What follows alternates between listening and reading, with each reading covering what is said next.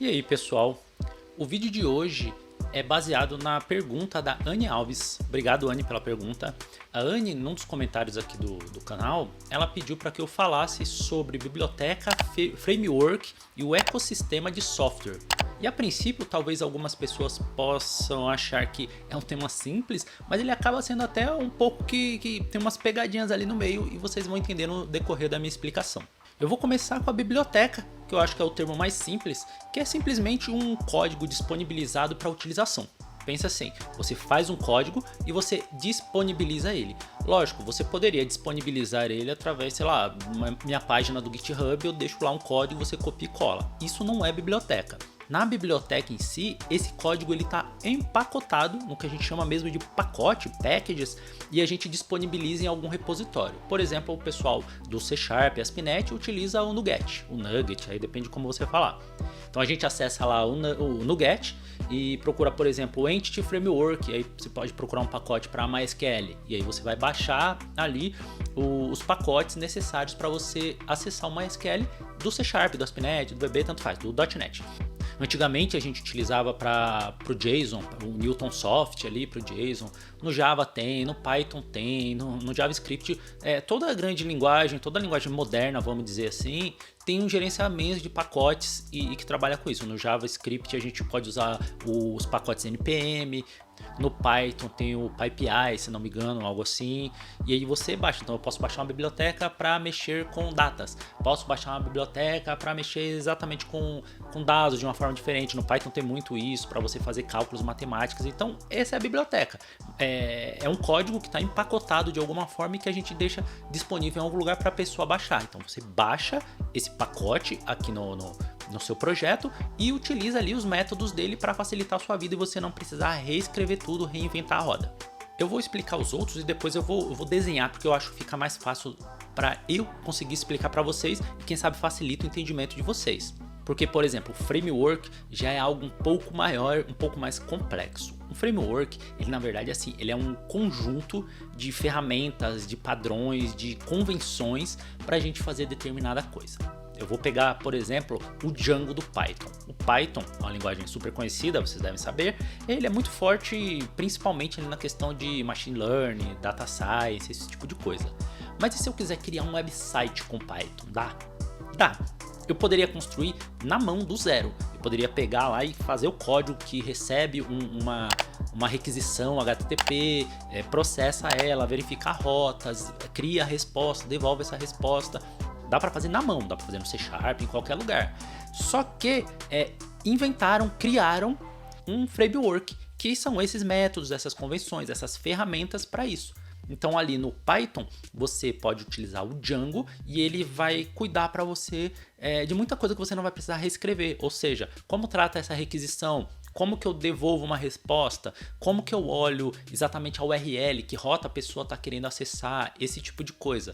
Isso o Django faz para você e você cuida só ali do que é específico do seu software. Então, quando a requisição chega aqui para, sei lá, clientes, eu sei que eu tenho que olhar no banco de dados, a tabela XY, fazer o cálculo tal, devolver isso daqui. Então você cuida só ali da inteligência do seu negócio e essa parte aí de, vamos dizer, toda a base ali de como tratar uma requisição, segurança, esse tipo de coisa você deixa para o Django. E obviamente para nós que estamos aqui mais no mundo .NET, você já deve ter pensado, o ASP.NET é o meu framework de desenvolvimento web da Microsoft. Então, então você pode saber uma linguagem, o C Sharp ou o VBNet, mas na hora que você vai programar para a web, você vai utilizar o framework ASP.NET. Você continua usando a sua linguagem, mas você usa a sua linguagem em certos padrões, em certos meios pré-determinados para que o framework trabalhe para você, para que o framework te dê já algumas coisas já de saída. Então, por exemplo, quando a gente está desenvolvendo no ASP.NET, a gente sabe que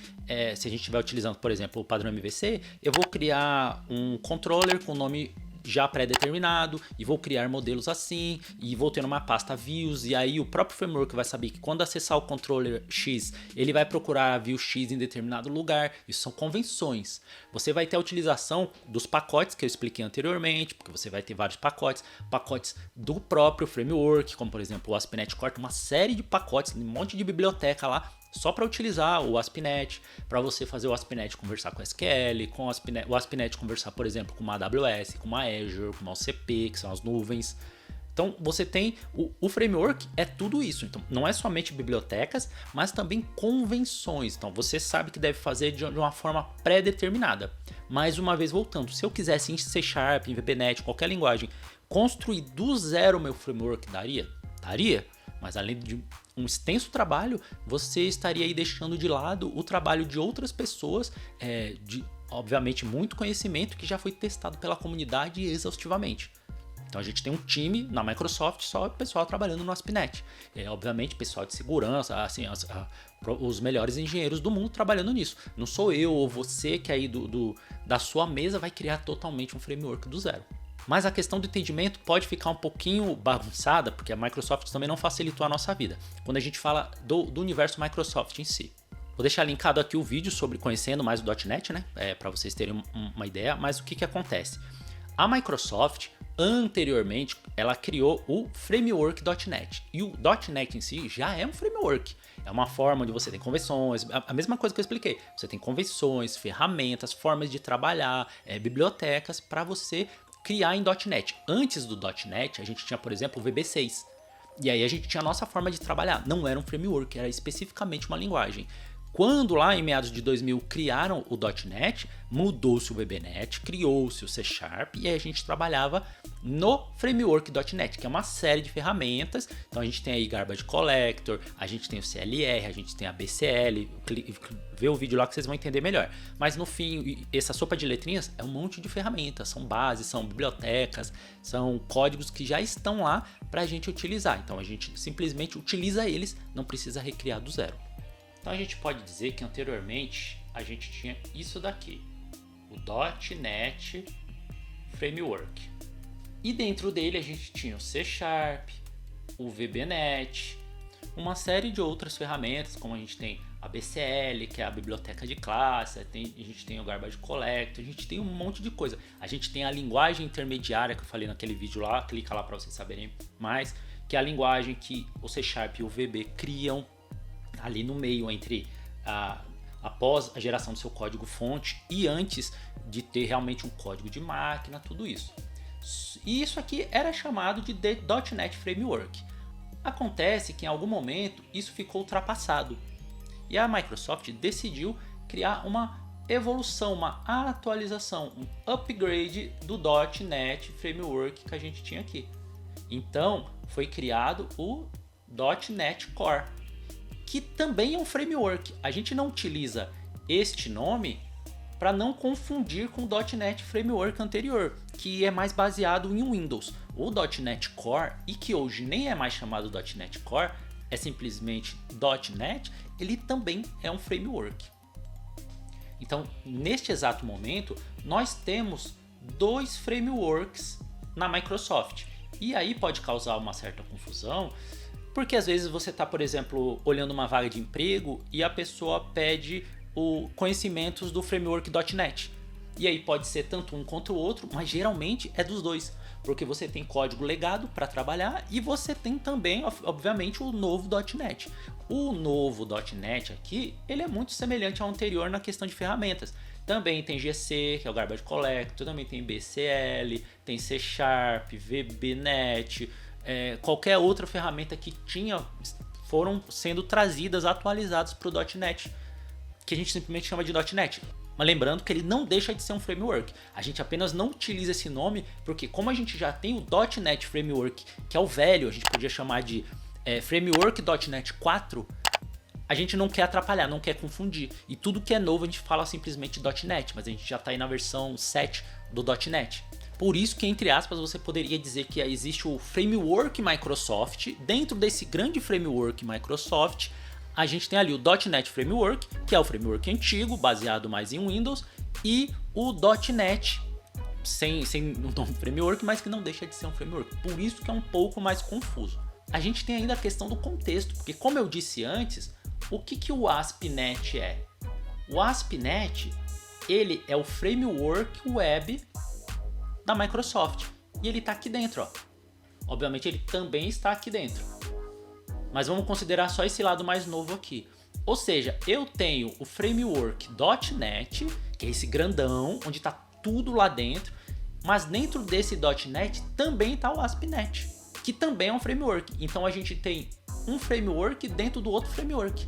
Por isso a questão do contexto, por isso que às vezes pode ficar confuso. Assim como o Django é o framework web do Python, o ASP.NET é o framework web do C#, do VB. E onde ele está? Está dentro do .NET. Então uma das ferramentas que eu falei que pode estar dentro do framework, que é esse conjunto de ferramentas, convenções, padrões, etc. Uma dessas ferramentas pode ser um outro framework. Então a gente pode ter um framework dentro de um framework. E antes da gente falar sobre o último item, peço que se estiver gostando desse vídeo, por favor, deixa um like aí, comenta, coloca a sua pergunta, assim como a Anne faz uma pergunta, quem sabe eu posso ajudar você a esclarecer, ou ao menos a gente abrir uma discussão sobre algum assunto específico. E se puder ajudar o meu trabalho, obviamente, compartilha com alguém que gosta desse mesmo tipo de assunto, que assim a gente consegue aumentar a nossa comunidade de pessoas que gostam aí desse tipo de assunto. E a última parte do nosso vídeo hoje é sobre ecossistema de software. O ecossistema, como o nome pode transparecer, ele é uma coisa maior, ele engloba mais coisa. Então há várias definições sobre ecossistema de software. Existem vários trabalhos, papers, monografias sobre o assunto, mas todas elas mais ou menos em volta de que é o conjunto de tudo relacionado a esse determinado tema. Então a gente poderia falar de conjunto de softwares, de empresas, da própria comunidade. Então a gente poderia falar aqui de um ecossistema .NET, por exemplo, que englobaria aí a Microsoft, os softwares do .NET, mas não somente eles, a gente poderia englobar nisso aí o SQL Server, que não é .NET, não está dentro do framework .NET, mas é muito relacionado. A gente poderia colocar, obviamente, as bibliotecas que trabalham, a gente comentou lá no início, essas bibliotecas estão lá no Nugget, mas a gente pode utilizar elas. Eu aqui fazendo esse vídeo, vocês aí debatendo, trabalhando, vendo o vídeo, fazem parte da comunidade e tudo isso tá dentro desse ecossistema. A gente poderia, obviamente, até com uma certa discussão, vamos dizer assim, mas dá para englobar, por exemplo, a AWS, que é da Amazon, o GCP, que é do Google, que são essas nuvens dessas empresas, porque por mais que sejam de outras empresas, elas também provêm serviços para o ecossistema .NET. Eu posso pegar o meu software em .NET e hospedar na AWS e utilizar um banco de dados do GCP. Então, de certa forma, eles também fazem parte desse ecossistema. E aí, obviamente, um ecossistema vai acabar tendo partes semelhantes. A gente vai acabar entrando em questões que um utiliza o outro. Então, nesses 3 itens, é sempre importante a gente pensar no contexto. Porque a biblioteca a gente pode estar num contexto mais local, mais externo. Eu posso ter um pacote de bibliotecas, um repositório de pacotes que vão estar disponíveis somente dentro da minha empresa, uma coisa privada. Posso ter uma coisa pública, eu posso ter isso em open source ou não. O framework, como eu falei, pode ser algo mais de alto escopo, pode ser uma coisa mais nichada, como o framework .NET, que a gente pode falar que são 2 frameworks dentro de um framework maior, se a gente quiser, e ainda o ASP.NET, que é um outro framework que está dentro desses frameworks, como se fosse aquelas bonequinhas matrióticas russas lá, que está uma coisa dentro da outra. O próprio ecossistema. Ecossistema de quê? A gente está sendo mais específico, é o ecossistema de software como um todo, porque aí engloba praticamente o mundo inteiro. Ou a gente está falando do ecossistema do .NET, ou sei lá, do JavaScript, que também é um mundo gigante. Ou estamos falando, e aí a gente vai segmentando isso. A gente pode falar somente de banco de dados, porque já é um outro mundo à parte, ou mobile, etc. Então é sempre importante que vocês estejam pensando no contexto. Então espero que tenha te ajudado, Anne, não só você, obviamente, mas como todo mundo que viu esse vídeo. E como eu já falei, faz como a Anne, manda a sua pergunta, deixa o seu comentário, que quem sabe eu volto no próximo vídeo para ajudar vocês, beleza? Então é isso por hoje, vejo vocês no próximo código.